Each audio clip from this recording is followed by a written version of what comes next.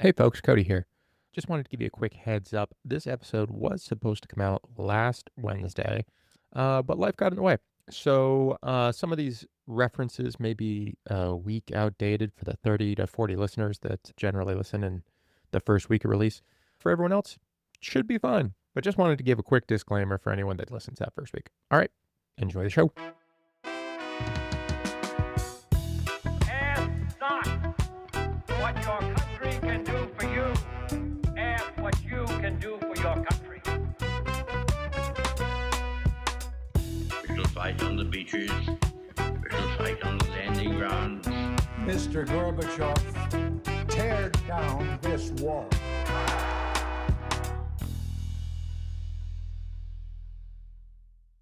Welcome to Propaganda Loves You, the show that asks and answers the question, why might a country want to dissolve the International Criminal Court? I'm Cody, your host for this week, joined by Arthur and Joe. And we've got a few things we're covering in our core episode this week. We've got a quick quiz to kick off this episode on a few things that may or may not have happened since we last spoke. But then, we're going to get into a segment around ICE killings that have occurred since we have last recorded, as well as a report coming out, or not really a report. I mean, it was a speech from Marco Rubio. So it's pretty much, first source here, no second sourcing needed, around the ICC, the International Criminal Court, and why the U.S. thinks that it should be dismantled, or at least the State Department is taking actions to try and dismantle the International Criminal Court. So we're going to ask why that might be. And then we're going to close out this episode on an interview that Ari Berman conducted with Democracy Now, Amy Good, on Trump's primetime election interference address that took place on July 16th. So that's kind of the main things that we're going to hit on today. That last segment ties really well with our book club that we're reading right now. The book Minority Rule by Ari Berman, and our episode for that will come out on Friday. But before we get into all that, Joe, Arthur, are you guys ready to jump into our opening quiz here? We've got 5 headlines, true or false. I'm not going to give away how many are true and how many are false, but I will say there are at least some false ones in here. So I did not create a fully true slate for you guys today. Sick. Let's do it. Heck yeah. All right, first one up. Last night's World Cup final, which took place at MetLife Stadium in New Jersey. President Trump took to the stage and grabbed the FIFA World Cup trophy away from the Spanish team captain and had to be physically restrained by the FIFA president, Gianni Infantino, to prevent him from walking off with it. True or false? It's good because it's like totally some plausible. truth in it. Yeah. True. Yeah, I'll say false just to split the difference. I have no idea. Okay. So, if you guys didn't watch, it's technically false. He did not grab the trophy and walk away with it. However, after Spain did beat Argentina 1-0 in extra time at last night's final, Trump joined the ceremony on stage alongside the FIFA president, Canadian PM Mark Carney, and Mexican President Claudia Sheinbaum. He presented the trophy and then refused to leave the stage as the players were celebrating and hoisting the trophy. So that's when the FIFA president physically ran across the stage and tried to escort Trump away so Spain could have their moment, just as a team celebrating. But Trump did not leave right away. So he had to eventually get pulled away by the FIFA president so that they could take pictures. And I saw this morning, there were, Spain was putting out pictures of their celebration. They just edited Trump out. Like, it's the same shot. They just completely edited him out of it. All right. So that's number one. All right. Number 2, Defense Secretary Pete Hegseth announced mandatory annual testosterone screening for all active duty service members age 30 or older, posting the announcement to X with the caption, "The High T Department of War." It's definitely true. Yeah, true. Yeah, that's true. This was on July 15th. Hegseth framed this as keeping troops on the leading edge of lethality, part of a broader Trump admin push to expand access to testosterone replacement therapy. Treatment is voluntary when screening identifies deficiency, and Senator Tammy Duckworth's response was basically, if you're going to do hormone screenings, then you should extend them to cover the military's disproportionately high infertility rates among women. which obviously nobody answered anything to that. So that was, recently come out from Hague there. All right. Number 3, Trump's teleprompter operator since 2016 made around $100,000 betting on prediction markets about the content of Trump's own speeches, including the State of the Union, and has been placed on unpaid leave while the CFTC investigates. Like, I don't doubt the 100K, but like placed on leave, I'm thinking of promotion, No, but I'll say true. Yeah, I agree. Yeah. Yeah, that is true. I think the problem was he got caught, not so much that he was doing it. I think that's generally the issue there. But yeah, he was placed on leave, and it is reported that he made around 100,000 or over. I think NPR says nearly 100,000. ABC says more than 100,000. So somewhere in that market betting on Trump's speeches. Poor guy, just trying to fit into the administration's culture. Right? Yeah. All right, number 4. Stephen Miller addressed representatives from 67 countries at a State Department summit and announced that the U.S. would use all law enforcement intelligence agencies to, quote, disrupt, identify, defund, debank, arrest, and prosecute left-wing political terrorists, calling them a cancer and enemies of civilization.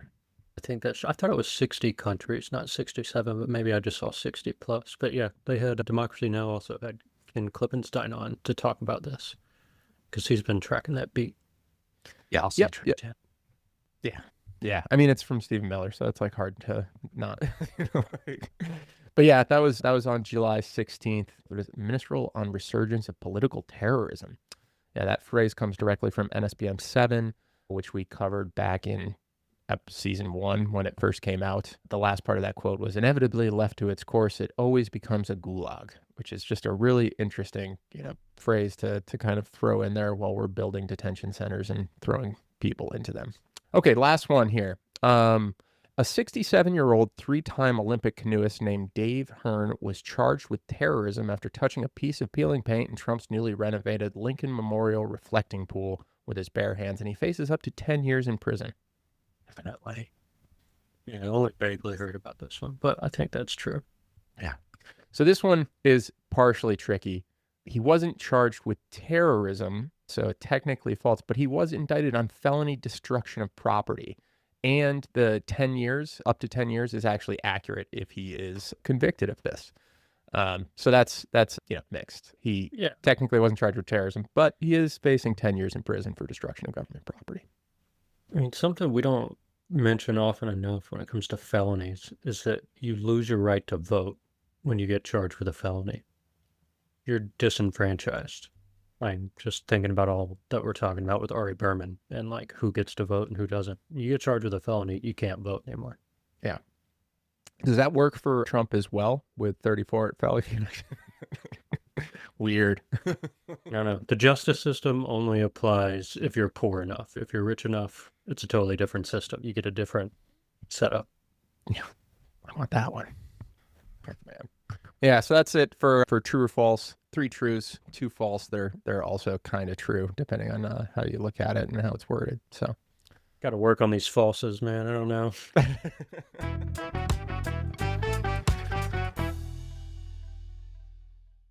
Okay, so jumping into the next segment here for this week, wanted to talk about 2 different things that aren't necessarily completely connected, but I think they are relevant right now, and it's not necessarily related to our local races that we've been covering. This is more national, but I did want to talk briefly about 2 killings that have taken place that ICE has been involved in since we've last discussed. I think that it's more than just it's well more than 4 at this point. I don't know what the actual number is, but for the highly publicized like traffic stop killings that we've seen, the 2 that had occurred, one was in Houston. That was Lorenzo Salgado Araujo, who was killed in Houston, Texas on July 7th. He was a Mexican immigrant. He was on his way to work, and he was shot and killed by ICE at a traffic stop. The second killing occurred in Maine, in Biddeford, Maine, on July 13th. That was Johann Sebastian Duran Guerrero. He was a 25-year-old Colombian who was a food delivery driver and cleaner. He was living in Biddeford with his partner and his 3-year-old daughter. And he was shot by ICE agents at a traffic stop at roughly 7 a.m. the thing with both of these that I kind of want to talk about was, one, these both occurred during traffic stops, kind of the same thing they saw with Renee Good. That wasn't a traffic stop specifically, but it was a vehicle interaction that occurred. And so ICE originally came out after the second killing on July 13th and said that they were going to pull back on traffic stops, these specific incidents that had created both of these killings. And then Trump basically came out a couple days later and just said that they did not want to pause traffic stops. I think on July 15th, he kind of overruled that.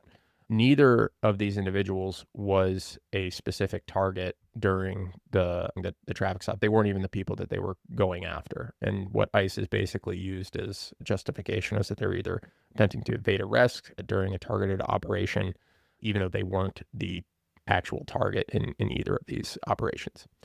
So the reason I kind of want to talk about this is two things. One, I don't think these have gotten quite the same level of attention as you saw with Renee Good or Alex Peretti. Mainly, I mean, there's probably a ton of reasons for that, but one, these people were here legally, but they weren't American citizens. They weren't white people, so that might have played a part into it. But also the video footage for both of these, you didn't really have that same video footage for the Houston killing. You did have video footage in Biddeford, Maine, and I've seen more reactions related to that specific killing than I have for the one in Houston. Maybe it's regionality too, but there were no body cams that in either situation is what ICE is basically saying, that they didn't have cameras for either of these agents. And then there's actually a lot of reporting coming out right now about the second killing in Biddeford, Maine, and the alleged ICE agent, so the person that's being reported as the ICE agent that took the shots, David Brule, has had his, I guess, ex-wife confirm his identity and said that he admitted to the shooting and defended his actions. But also Tom Homan has basically said that the bloodshed would continue and is basing the killings on Democratic rhetoric around ICE, basically saying that they're creating the violent situation or the situation that results in these killings and not ICE itself. So I guess the question that I had for both of you guys is really around that, obviously the framing that Tom Homan wants to use here, blaming Democratic rhetoric rather than the agency that's putting armed people in streets without requisite training, and also backing them up anytime that a incident occurs where they kill somebody, right? Like basically giving them institutional backing and not even doing the mild thing that they started with, which was pulling back on traffic enforcement operations. So the two threads that maybe we could pull on there is like, what do we think as far as like, do you guys see the same level of pushback or same level of coverage for these two victims? And then two, anything on Homan's framing of how he sees the issue, or anywhere else that you want to go with this topic. I know, Arthur, you're talking about oversight of these types of things and what came out related to that as well. Yeah, I have not seen the same level of coverage. And I think totally there's like a whiteness factor with the media. And maybe there's like, unfortunately, a bit of like normalcy that's going on, with this. Like they're trying to normalize it. I mean, each one just like keeps hitting the armor. And I saw that like what you were saying about the ex-wife, like this person, I read that the ICE agent was nicknamed in high school White Boy David. And he has like these racially charged stories in his background and fighting. And it's like, that's the people they're going after to become ICE agents. So that seems like a prerequisite. And I saw the Holman comments where he's like, it's hard to substantiate what you're saying. And just the whole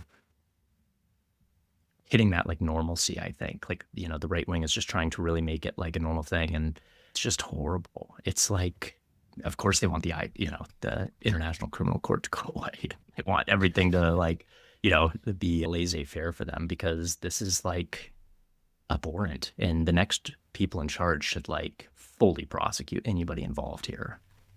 Yeah, I don't disagree with any of that. This stuff is really like just depressing and hard to talk about because like, I don't know, with stuff that's this messed up, you always want to have some kind of solution or some kind of way to solve the problem or whatever. But what we're dealing with is like a culture that normalizes the violence of police activity, just the inherent perceived authority of people in uniforms with guns, the total deference to whatever they want to do in any situation, and just this automatic assumption that whatever people suffer at the hands of those authority figures, the assumption, perception-wise, is usually that that person did something wrong to deserve it, and then you have to create some complicated story that explains to people why they didn't actually deserve to get shot or arrested or abused or whatever. And so it just flips the whole logic of it on its head when we normalize this kind of violent authority. So this problem with ICE right now is like an exaggeration and an intensification of a problem that already exists with American culture in terms of policing and prisons and, violent authoritative strategies. So I just kind of see it in that bigger context. I'm sure the next book club thing we're doing, the new Jim Crow, Arthur's Pick, is going to pick up on a lot of this stuff in terms of prison and everything. But yeah, maybe when we talk about that book, we could talk about the abolitionist perspective when it comes to prison and policing. A lot of organizers are trying to strategically figure out how to legitimately do away with prisons and policing in a healthier form of society. And I think that's sort of like the idealistic trajectory for some of this stuff. But right now, ICE is killing people in the street all the time. And as you guys have pointed out, when they're not white people, when they're not U.S. citizens, there's a lot less public sympathy, which is unfortunate because every human life that gets taken in this way is tragic. So yeah, I don't know. It's just sucks to see. Well, but yeah, glad we're talking about it. Yeah, you guys hit on two things there, and I think Arthur's spot on with like the normalization of this, right? Like, and this is also, I mean, this is, I don't know if assumption's the right word, but I think probably why Trump wants this to continue, right? Wants these traffic stops to continue, wants this type of aggressive, I don't know, policing's not the right word, these aggressive actions to take place, because it makes it, the more it happens, then just like you said, yeah, the number of people become to it, and the more it becomes normal to have bands of armed, masked people running around streets, right? Which, with a midterm coming up, who knows if that's, part of the plan there too, right? To scare and disenfranchise people and get people not want to go to the polls because, hey, there's ICE people out there, right? And they are being backed by the system. Speaking of the other piece that kind of plays into this, Arthur, I can't remember if you mentioned this when we were recording or not, but the FBI no longer investigating. Did you mention that? Yeah, that totally. part? Yeah. Yeah. They announced themselves they will no longer investigate the confrontations of ICE. Correct.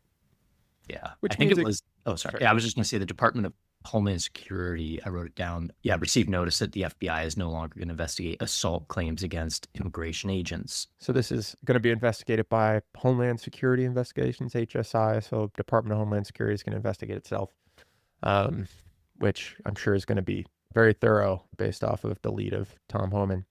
But the other thing you mentioned there, Arthur, that I think, we've probably talked about before, and I think people have mentioned the recruitment and the competence of the recruits that are coming in, like, screening for some of those people that have those tendencies. I can't remember who the journalist was that basically submitted all of her information, but she got, I think we talked about this, like she got like through, like she was hired by ICE. And like, if you just did a preliminary search on her, she's clearly not like a type of person that, supports the US government.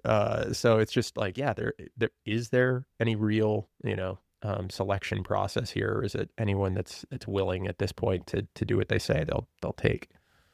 To kind of close out on this, what a lot of people are talking about is the political fallout for like Susan Collins. They're like watching the main race, which is, I don't know if sad's the right word, that like that's where like a lot of the conversation goes, like, oh, what's this going to do to Susan Collins' chances of winning in May? And it's like, yeah, 2 people were murdered. So like it's just, I don't know. I mean, it's sad. It's obviously important to win the Senate, but like that's kind of what it gets boiled down to some, which is I don't know. Yeah. It hurts. It hurts. I don't know what the word is for it. That's why we got to be careful with like media consumption and like choosing our sources and stuff, because certain not all media are like this. I mean, I always like Democracy Now! And Drop Site News because they don't do this kind of thing. But a lot of it is contextualized in this sort of Democratic Party versus Republican Party playbook analyzation thing. It's like watching SportsCenter or something, and they're talking about Democrats and Republicans. A lot of the media does that, and it's yeah, I agree, very frustrating to see. Yeah, it's sick. It's like the life doesn't matter. It's like the reason for another thing. It's like very debasing. That's also, I think, part of the normalization process too, right? Like when you're not talking about the act that occurred and talking about what's the second, third order effect here, just assuming that this is going to continue or what. Yeah. I don't have a good answer for that one. And I don't have a good answer for the next thing we're going to talk about either. But I think it's important to be on the same page for it, and that's the International Criminal Court. So I didn't know a ton about this. I didn't realize that it was actually established in 2002. There was like the Rome Statute, and that's how long the International Court has been around for. It's described as the world's only permanent international tribunal for war crimes, crimes against humanity, and genocide. It has 124 member states, but some that have never ratified the Rome Statute are the U.S., China, Russia, and Israel. So not technically members of the International Criminal Court, which is why we don't abide by anything that they actually say. And we've taken it a step further, like at this point, where we're not just saying we're not part of the International Criminal Court, but Marco Rubio recently came out and said, quote, "The ICC is waging a war against our country, not with bullets or missiles, but with the force of so-called international law." And he described it as backed and run by a powerful network of leftist non-government organizations, smug globalists, and hostile third world governments united by their enmity towards the U.S. So I'm not really sure what all that means, other than just a lot of buzzwords to try and say that they think the ICC is woke and shouldn't have any control over the U.S. So there's a couple reasons why like this now, or that I could think of why this might be a push right now to really go after the ICC. And it's probably because we're committing war crimes in Iran. I think would be like one of the main reasons. So Dawn, or Democracy for the Arab World Now, wrote in March asking the ICC to investigate possible war crimes by all parties in the Iran conflict. So not just the U.S., but U.S., Israel, and Iran. Like what are people doing in this conflict? This included the U.S., and Rubio referenced Don's letter in his op-ed. So Don's response was that Rubio's mischaracterization of our call begs the question, is the Secretary of State worried because he knows U.S. personnel committed war crimes in Iran? Which takes us back to March 7th, 2026. This was kind of like the opening days of the Iran war. Iran accused the U.S. of attacking a freshwater desalination plant in Qasem Island in the Strait of Hormuz, which would have disrupted water supplies to 30 different villages. Both U.S. and Israel have denied it, but destroying civilian water infrastructure is a war crime under international humanitarian law.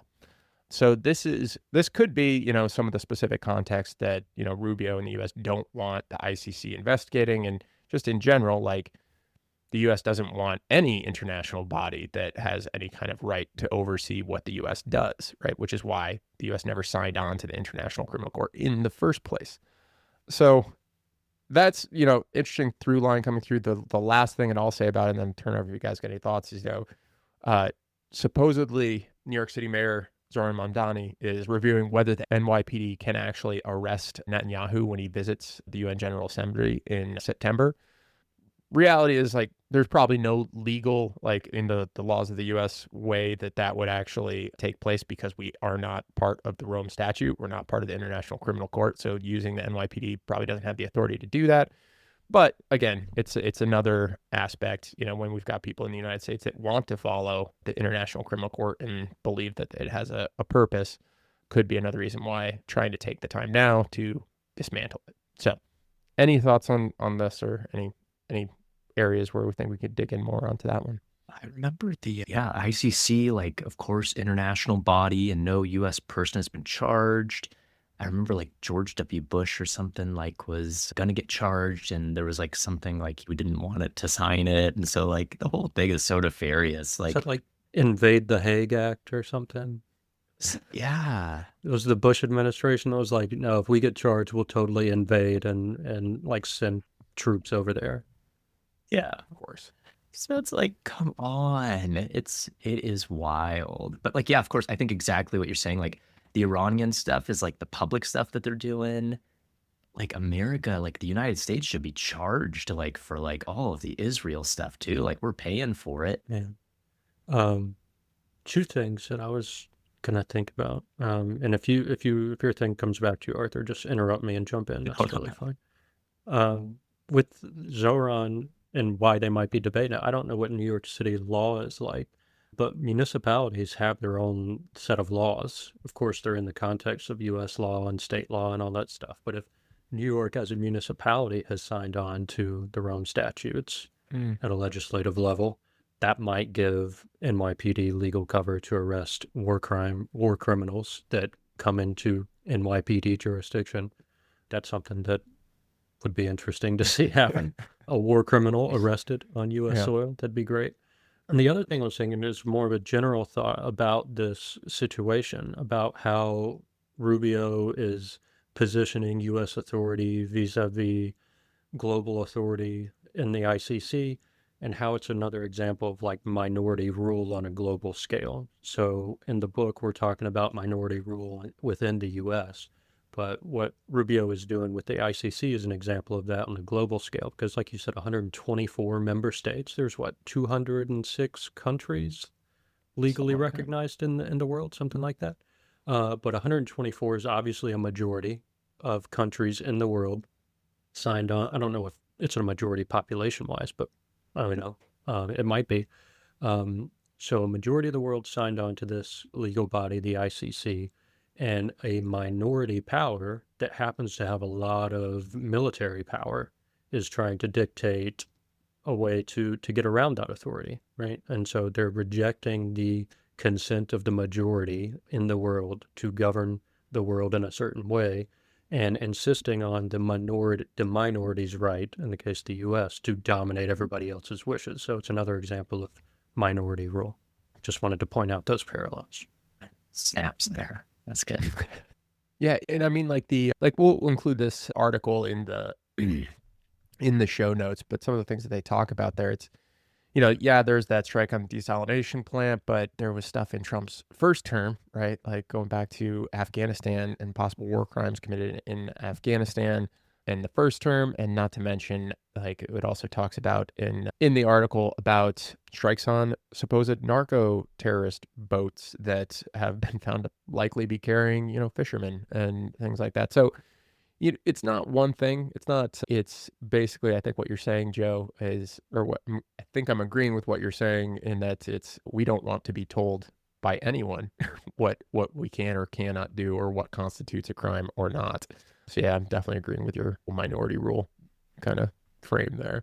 I was just gonna say that your point of like these double taps with like the ships like go kind of like unseen in this, like, we're talking about this whole Iranian thing, but it's like, yeah, there are also clear evidence of like a lot of war crimes here, not just one. There's like 50. We're pretty good at that. War crimes? Yeah. Yeah. This whole conversation just reminded me of this classic Chomsky interview, where the interviewer is basically saying like, you say all these presidents would be charged in the International Criminal Court or whatever if we really investigate it. And he was like, yeah, basically. And he was like, well, the interviewer tries to get him to go through all of the presidents and what their war crimes were. And Chomsky's just like one after the other listing everything that happens. It's like a 4-minute clip. I posted it in the chat. I don't know if you want to watch that or not, but it's a pretty classic clip. Yeah, let's play that one. Hold on a sec. You said that if the Nuremberg principles were applied, every post-World War II president would be indictable. It's probably true. Can we run down them real fast? What did Eisenhower do that you would indict him for? Eisenhower overthrew the conservative nationalist government of Iran with a military coup. He overthrew the first and last democratic government in Guatemala by military coup and invasion, leading to years of, in Iran, it led to 25 years of brutal dictatorship, finally overthrown in 79. In Guatemala, it led to massive atrocities, which are still continuing. That's after almost 50 years. In Indonesia, this wasn't known until recently, but he conducted the major clandestine terror operation of the post-war period up until Cuba and Nicaragua in an effort to break up Indonesia, strip off the outer islands where most of the resources are, and undermine what was then considered as a threat of Indonesian democracy. Indonesia was too free and open. It was allowing a political party of the poor to participate. They were gaining a lot of ground, so that Eisenhower supported and helped instigate a military rebellion in the outer islands. This is just for starters. Now, these are all indictable offenses. What about Kennedy? Kennedy was one of the worst. Kennedy, first of all, invaded South Vietnam.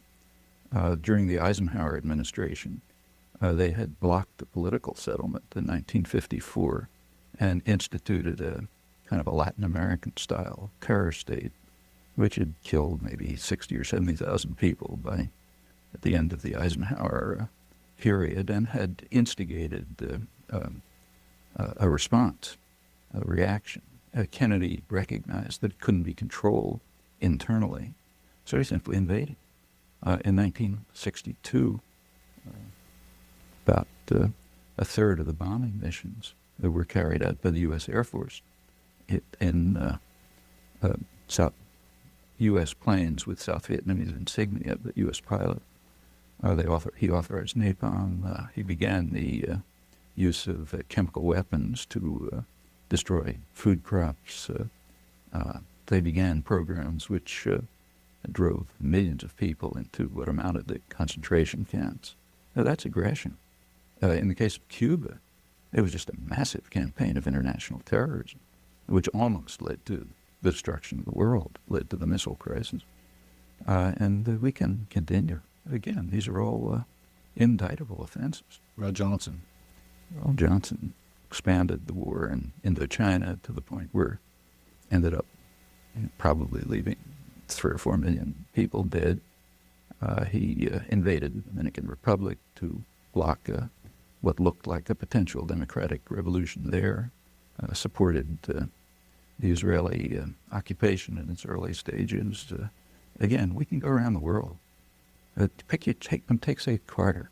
You know, I'll get there, but Nixon's next. But Nixon, we don't even have to talk about. I think we can skip that one, okay? But Ford, then Ford. Well, Ford was only there for a short time, but long enough to endorse the Indonesian invasion of East Timor, which became about as close to genocide as anything in the modern period. They pretended to oppose it, but secretly supported, in fact, not so secretly. The U.S., immediately after the invasion, the U.S. did join the rest of the world in formally condemning it at the Security Council. But Ambassador Moynihan was kind enough to explain to us, in his words, that his instructions were to render the United Nations utterly ineffective in any actions it might take to counter the Indonesian invasion. And he says proudly that he did this with considerable success. His next sentence says, in the next few months, it seems that about 60,000 people were killed. And then he goes off to the next topic. That's the first few months, went on to probably hundreds of thousands. Formally, the U.S. Announced the boycott of weapons, but secretly it increased the supply of weapons, including counterinsurgency equipment, so that the Indonesians could consummate the invasion. That's just a short period in office, but that's indictable. Seriously, in fact, that's a major war crime. Carter? Carter increased, as the Indonesian atrocities were increasing, they peaked in 1978. Carter's flow of weapons to Indonesia increased when Congress imposed human rights restrictions. By then, there was a human rights movement in Congress to block the flow of advanced weaponry to Indonesia. Carter arranged through Mondale, vice president, to get Israel to send U.S. Skyhawks to Indonesia to enable Indonesia to complete what turned out to be near genocide, killing maybe a quarter of the population or something. In the Middle East, Carter just won the Nobel Prize. His great achievement was the Camp David agreements. The Camp David agreements are presented as a diplomatic triumph for the United States. In fact, they were a diplomatic catastrophe.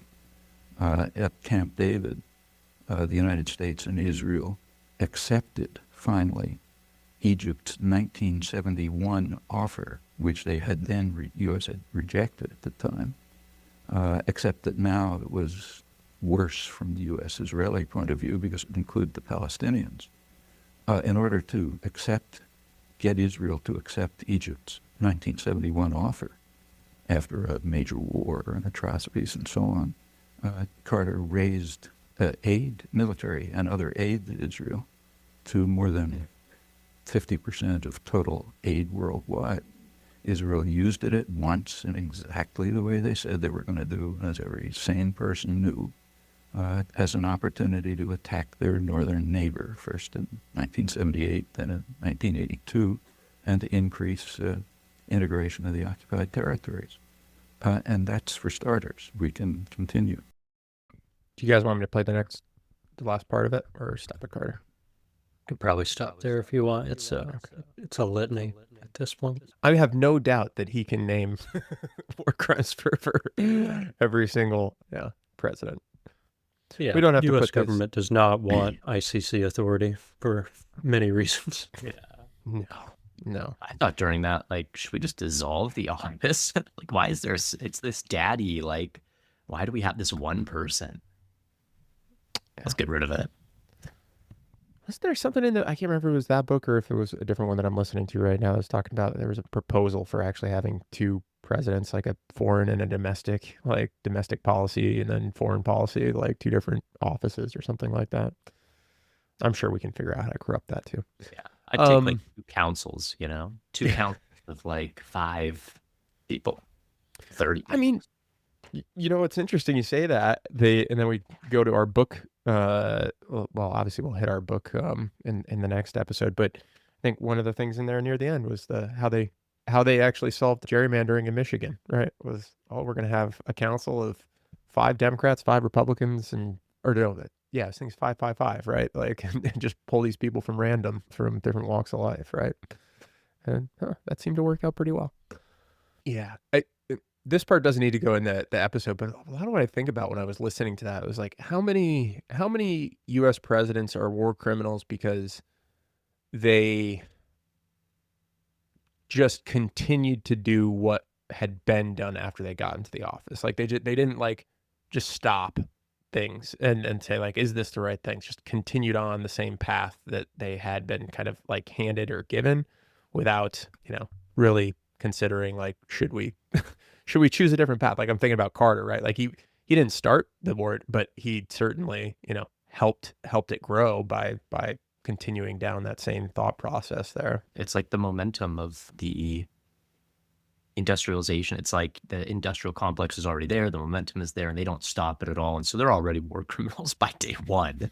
And then day 2, it's like they inherit these values, and it's so hard to like change and navigate that when it's already like the trajectory is there and the momentum. So yeah, you need like a Mamdani to just come in and slam the book, at them. And you need to have the political power and will and backing to actually make it stick, right? Yeah, and the bipartisan, like centrist, game theory, like who can be in the most center of the votes, that does not lead to slamming the book shut on these things. Yeah, the I was going to call it institutional inertia, just like, yeah, exactly what that sounds like. And then what happens when an individual tries to disrupt it or whatever. And not to get into conspiracy theories or anything, and not to put us on any list, so you can definitely delete this if you want. But like what happened to Kennedy legally right before he was assassinated? He was trying to basically get Israel's nuclear weapons taken away. And then he was assassinated. And like, so the interests of the institution are going to be stronger than the interests of the individual. And if enough of the institution is agreeing that we should do something about this individual, then they're going to do something about it, for whatever that's worth. But yeah, like, I don't know. It's hard to break that momentum. It's hard to disrupt the inertia. Yeah. And there are consequences, I guess. One interesting, or maybe like a fun thing to play with, is like how much has Trump broke the inertia of what we would call like a liberal government. Right, like that we may have had it at one point. Like I mean, it's been over a decade. Like it's certainly a long project, but how much has that been like that one individual coming in and just saying, hey, we're just going to do this, right? We're going to break norms, we're going to break traditions, and like I guess this is like the argument for like what is that next leader and the left need to take away from this as not tactics, but what you can do to kind of break institutional inertia in a way. I don't know. Do you disagree with that, Joe? Because I'm just trying to think through like the way you kind of have expressed talking about the governments. Like it's, we've got two sides of the same coin if they're all getting paid by the same special interest groups, right? So is it really that much of a break of institution, or is it the natural conclusion of the direction we've been kind of headed for quite some time? Yeah, I don't think I disagree with anything, but I think what you're pointing out with the liberal government that we might have had, I would look at it in terms of like what have the two parties always agreed on traditionally, and that typically has to do with the military and foreign policy. There's been very little movement between the parties, the major positions between the parties on foreign policy. Like Hillary Clinton was a very big hawk and eager about conflict with Iran just as much as a lot of Republicans have been. So I think if you don't challenge those traditional agreements, you're fine. As long as those traditional agreements stay in place, you can sort of challenge social domestic policy and manipulate that, because that's kind of just from the ruling class's point of view, that's the dog and pony show you have to put on for the electorate to give them something to talk about during an election cycle so that they're not talking about the war crimes that you're doing overseas. And so that can always flip-flop back and forth between a liberal or conservative social perspective, as long as the foreign policy and the colonialism and the resource extraction and all that stuff stays the same. So I don't think Trump has challenged that global colonial aspect. He maybe is putting it at risk with all these erratic decisions he's making and sort of intensifying the process and causing some uncertainty in that way. So maybe there's something to be said about that, but he's definitely in agreement with that global colonial project. So I think that's why he's not getting any institutional pushback.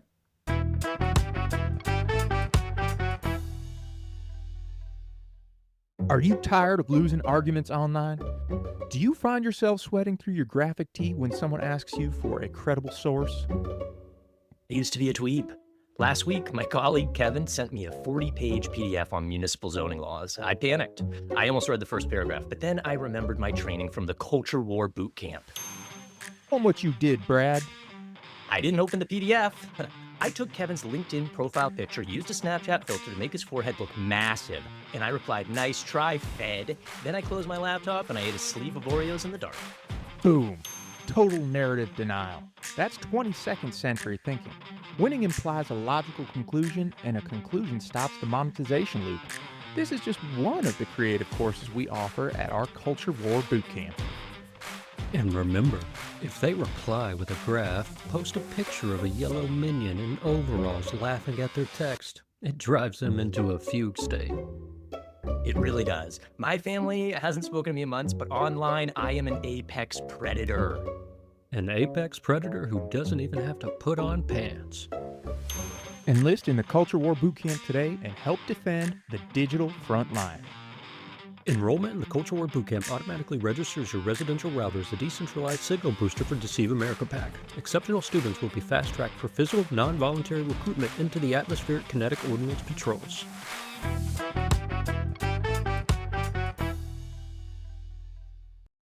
So like to kind of close out our episode for today, one thing that we did want to talk about, because the timing is goes very well with our book club that we're reading, was Trump's primetime address related to what he said was clear proof of voter fraud and foreign government interference in our elections.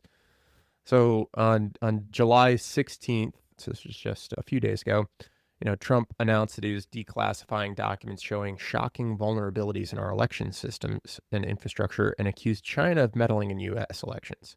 What I've loved about this entire story the most is that the evidence that they actually supposedly put out, right, backing up all the crazy claims that he made, none of it matches with his claims. What it seems like happened, and this is conjecture on my part, but what it seems like happened is like this Bill Pulte, the guy that he was trying to get into the director of national intelligence job, that everyone was like, no, this guy's horribly unqualified, like to the point where Senate Republicans were even pushing back and like saying, no, this isn't going to happen.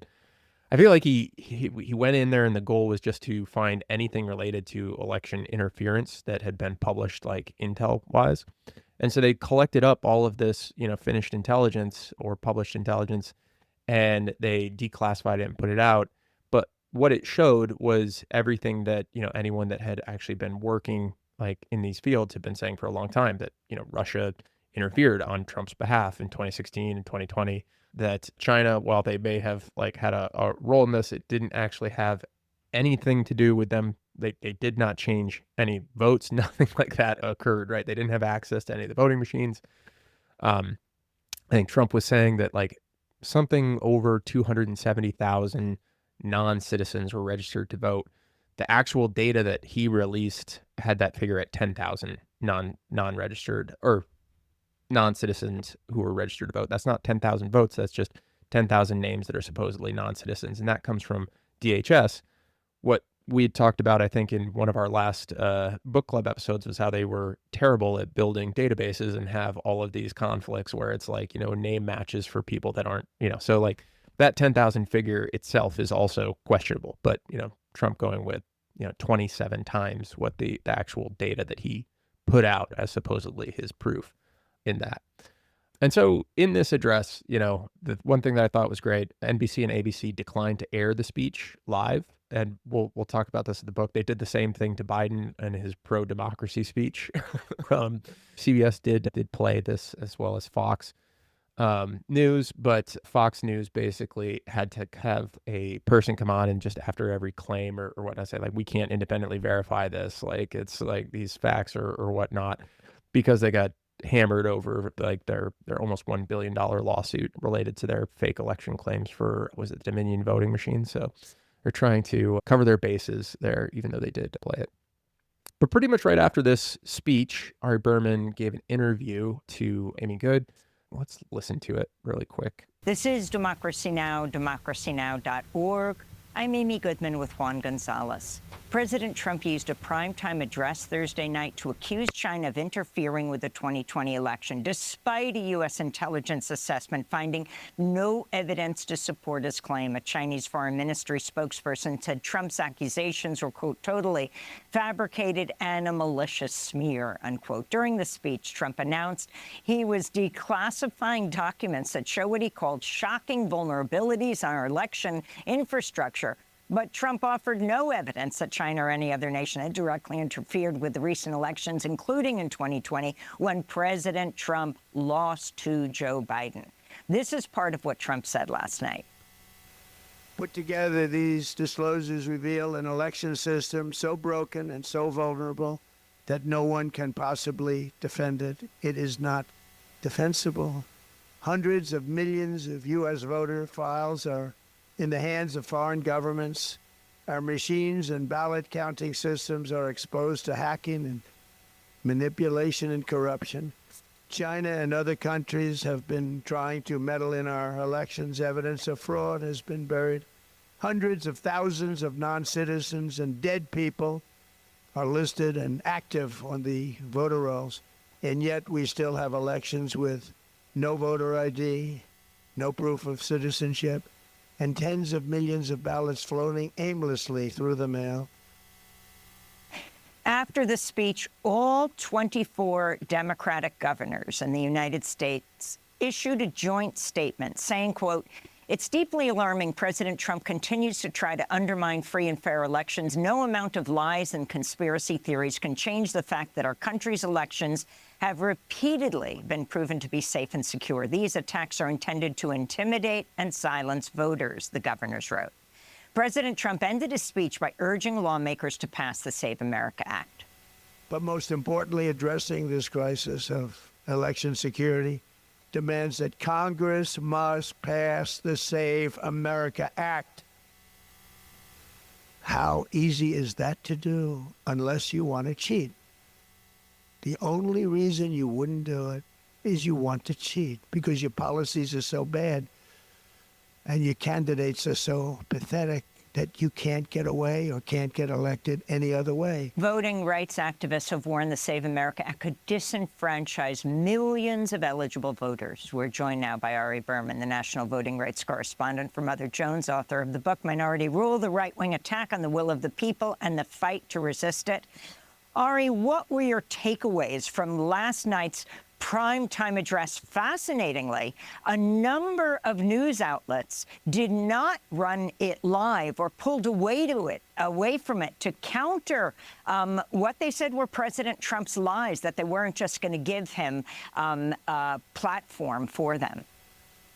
Hi, Amy. Well, thank you for having me back on the show. It's an honor to be on twice in 1 week. But I have to say that Trump's speech was shockingly weak. It had no new evidence, despite him claiming that there would be really big news. No new evidence about the 2020 election. No evidence that votes were tampered in some kind of way, that election equipment was accessed in some kind of way. The classified documents did not show what Trump claimed they purported to show. And so really, if Trump was trying to build another case, because he's been making this argument for 6 years, but was trying to build a smoking gun case that the 2020 election was stolen, he failed miserably. That said, I am still very concerned that this speech is intended to lay the groundwork for the administration to interfere in the midterms, and that his speech is going to ratchet up pressure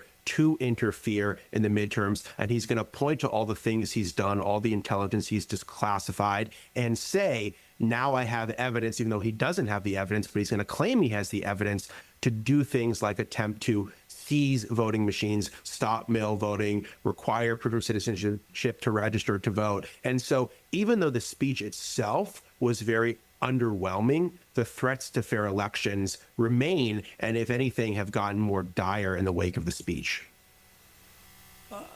Aria, I'm wondering if you'd comment on two things. One, this whole issue of this president talking about interference in elections when he's directly tried to influence or interfere elections in recently in Argentina, in Colombia, in Honduras, actually threatening voters in those countries if they didn't vote for what the United States would do if they didn't vote for his candidate. And also this whole issue of dead people. He keeps raising dead people voting. Well, anybody who knows anything about elections knows the last thing a family thinks about when a loved one dies is removing them from the voter rolls. So it usually will take about 2 years or more for any state to actually purge people who have passed away from their voter rolls. He doesn't talk about dead people voting. He talks about the dead people being on the rolls. Wondering your thoughts. Yeah, Juan, those are all really good points. I want to make a few comments in response to them. Number one, if anyone has benefited from foreign interference in U.S. elections, it's been Donald Trump. He benefited from Russian interference in the 2016 election. He benefited from Russian interference in the 2020 election. He totally ignored the evidence of that. So to the extent that there was interference in elections, it was Russia helping Trump. Secondly, America is the last country in the world that should talk about foreign election interference, given what America has done all across the world for so many decades, overturning elections, and in particular what Trump has done to overturn elections, to just oust leaders altogether, to invade countries unprovoked. I mean, it's the height of hypocrisy for him to say we're concerned about foreign election meddling, given that the U.S. under Trump is the one that's doing all the foreign election meddling. And then to your last point, yes, there may be some dead people that are still on the voter rolls because they have not been removed. There may be some small number of non-citizens who are on the voter rolls accidentally. That does not mean they are voting in American elections. There is no evidence dead people are voting in elections. There is very, very little evidence that non-citizens are voting in American elections. I'll just give you one example. Trump claimed in his speech 278,000 non-citizens were registered to vote. It turned out that number was actually 10,000 when they released the data. That number is likely wildly inflated because of false positives and inaccuracies in DHS databases. So we know American elections are secure because the results are audited extensively at the state level. They're reviewed at the federal level. The 2020 election was reviewed and found to be the most secure in American history. Trump keeps talking about the 2020 election, A, because he's a petty narcissist who can't get over his defeat, but B, because he wants to create the predicate to interfere in the midterms. And I believe that's what this speech was ultimately all about. Let's go to Trump threatening NBC and ABC for not fully airing the speech. In a rare move, NBC and ABC fake news have both said that they would not cover this speech. They knew what it was about because of the fact that they don't like the topic, because they know how corrupt our system is and they don't want to reveal it. They and others in the media are part of a plot. They want to continue this fraud for whatever reason. They want to keep it going. They want to protect the radical left. They can't have a great country, and that's true. You can't have a great country without free and fair elections. Fraud like this should mean a revocation of their licenses. They use our public multi-billion-dollar in value airways for absolutely no money. They pay nothing. So that was President Trump last night threatening the licenses once again, this time of NBC and ABC. The significance of this, and also he keeps talking about the voter rolls being for sale and foreign countries taking them, though the documents he declassified do not reveal this. But the fact is voting rolls are for sale. Is that right, Ari? People have access to them. Yeah, Amy. So first I'll just talk about the media. I mean, it's chilling that Trump threatened the broadcast licenses of networks that did not show this speech. However, it was heartening that so many networks chose not to show this speech. Trump has tried to intimidate the media in so many different ways, and it felt like finally some elements of the corporate funded media have said, we've had enough. We've had enough of Trump. We've had enough of Trump's lies. And obviously that's going to drive Trump crazy, but it was ultimately good for democracy that they didn't show his speech. In terms of the voter rolls, yes, you can purchase publicly available information. Candidates can purchase it. Other entities can purchase it. That is different than saying that foreign countries hacked into voter rolls or somehow manipulated election systems. That's what Trump wanted you to believe. He wanted you to believe that China somehow accessed illegally election systems, somehow changed votes or did something else to manipulate the outcome. That's not true, and that would be very, very difficult to do in our system. There are some vulnerabilities that remain in American elections. Ironically, Trump has made those worse. He's gutted the cybersecurity agencies. He's disbanded task forces aimed at stopping foreign election interference. He has put cronies and political hacks in charge of things like the FBI and DHS and the DOJ. And so if Trump was really serious about stopping foreign election interference, which he isn't, he would not have gutted all the protections against that.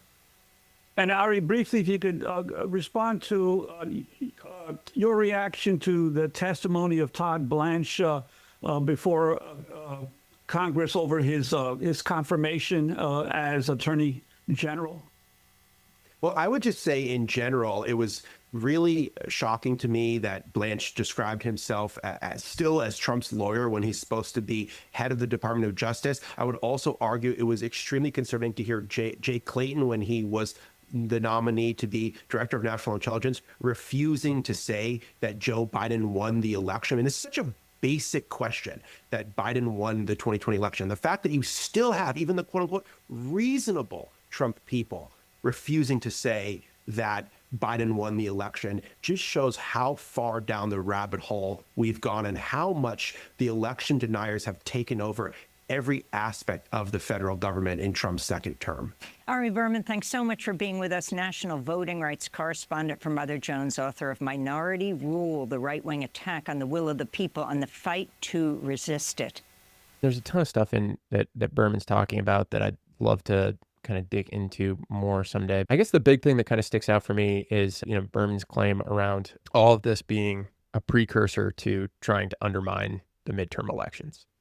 And trying to create evidence or just put out evidence, quotations, claiming it's one thing and just assuming or hoping or believing that, as long as you say it loud enough that people will believe you and not the actual information that you also released at the same time. Just believing that they're not going to look into that and will assume that, that information is going to exonerate you. It almost reminds me, honestly, of the same thing that Trump did with the Mueller report.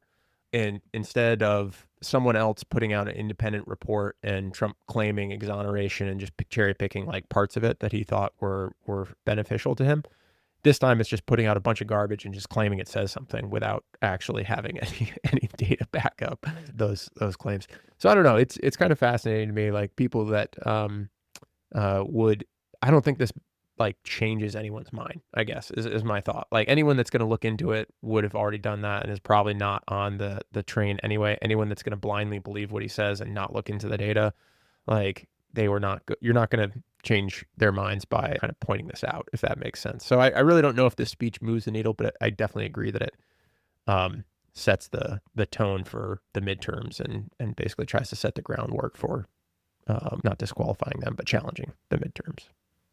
Yeah, I agree. That's a big thing for me. What it made me think, I think in analogies a lot. And when you were just talking through that, the logic of that reminded me of Training Day, the Denzel Washington, Ethan Hawke movie. And Macy Gray has a cameo in there. Ethan Hawke and Denzel Washington, they go up to her house and Denzel just sort of knocks on the door and he's Ethan Hawke's just going along with it because he doesn't know what he's supposed to do. And he waves this piece of paper in front of the door. And he's like, I got a warrant to check the premises. I got a warrant to come in here, all this stuff. And then makes Ethan Hawke watch her in the living room while he goes in the back room and steals a stash of cash that he knows is back there. And then comes out. He's like, all right, let's go. And then before they leave, Macy Gray's like, hold on, Matt, I want to see that fucking warrant. Let me see that warrant. And he just throws it at her. And it's like a Chinese takeout menu. It's just totally not what he said, and this just feels like a slow version of the same thing. You're just waving a bunch of bullshit in everybody's face and saying that it gives you a right to do X, Y, and Z. And then before anybody catches up with it, it's going to be too late. That's the warning anyway.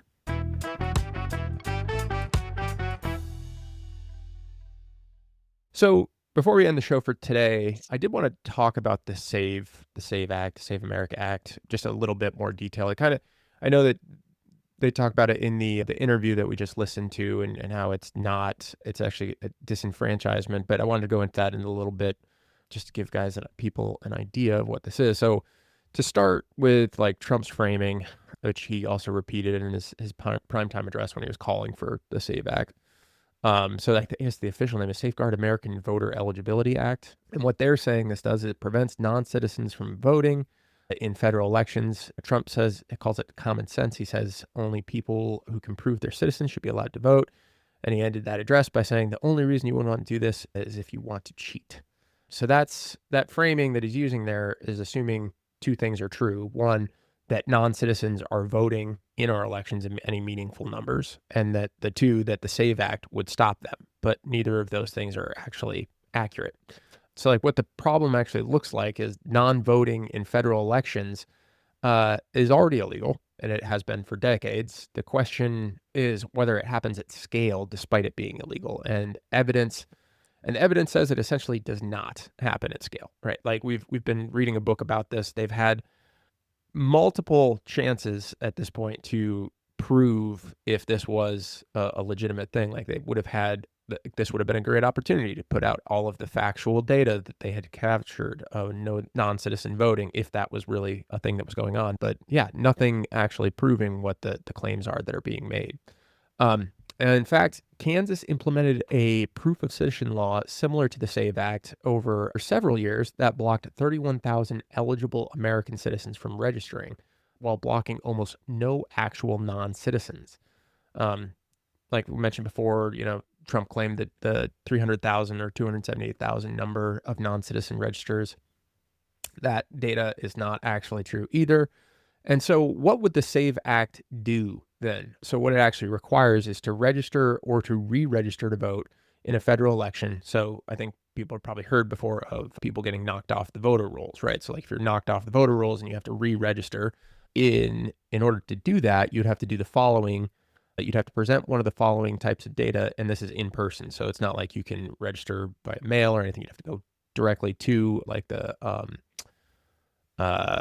what is the voter registration site if it's not the DMV when you That's what I was going to say. It's just the DMV.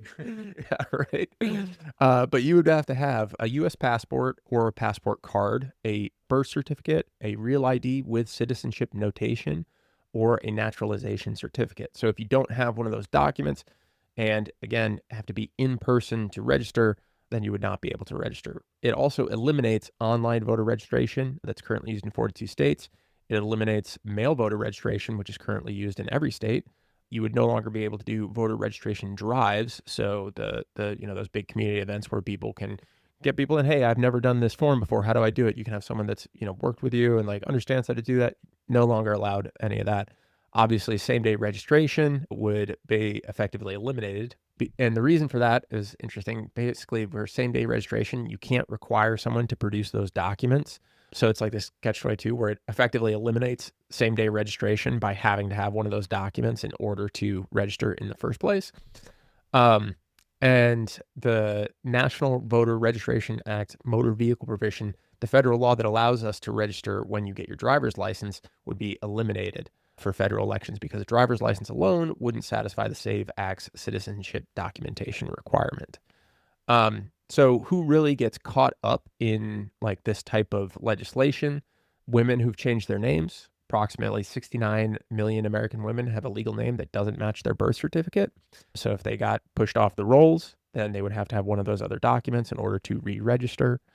And so like part of that, New Hampshire had actually already implemented a similar requirement, and women showed up to the polls with their marriage certificates and they were still turned away. So like there are laws that we can look at that have passed that are parts of the SAVE Act that we've seen the impacts from. The other big group that's affected, if you don't have a passport, roughly 140 million Americans don't have a U.S. passport, and getting one costs between $130 to $165. It requires your birth certificate, photo ID, passport photos, things like that. So if you're rural, low income, elderly, or simply had no need to travel internationally, you probably don't have one. This I didn't think about until I started researching for this episode, but Black Americans that were born in the Jim Crow South. A significant number of older Black Americans were born at home or in segregated hospitals that didn't issue birth certificates or issued them in ways that don't match current legal names. So the document the SAVE Act requires simply don't exist for some of these people, right? Which made me question, like, wow, like how many people are around that were born in Jim Crow South? That only ended with the Civil Rights Act in 1964. So that was 62 years ago. So if you know people that are older than that, they could have been born under those circumstances. Rural voters are disproportionately less likely to have passports and more likely to travel significant distances in order to get to county clerks to attain these types of things. So that would also be affected by this. Military families that are stationed overseas who want to register for federal elections through absentee registration would face significant documentary hurdles. Elderly voters who registered decades ago and maybe don't even know that they need to re-register have been pushed off the polls. And then naturalized citizens, people who went through the full process and are definitively American citizens, would have to produce their naturalization certificate, which, I mean, I don't know about you guys, but I definitely have not kept all of the important documents in my life. So that's another possible issue there. The Brennan Center for Justice estimates that the SAVE Act could prevent millions of eligible Americans from registering to vote. And 5 states that have already implemented similar proof of citizenship requirements, including Arizona, New Hampshire, South Dakota, Utah, and Wyoming. And in each case, the primary documented effect has been preventing eligible citizens from registering, not preventing non-citizens. So I kind of just wanted to go over that to talk just a little bit of detail on what the SAVE Act actually does versus what Trump just says it does all the time, and who would be most impacted from that. So yeah, great facts. I think if anybody hears that and still supports it, like the only thing you didn't list is like white male landowners, because those are the people who get to vote still.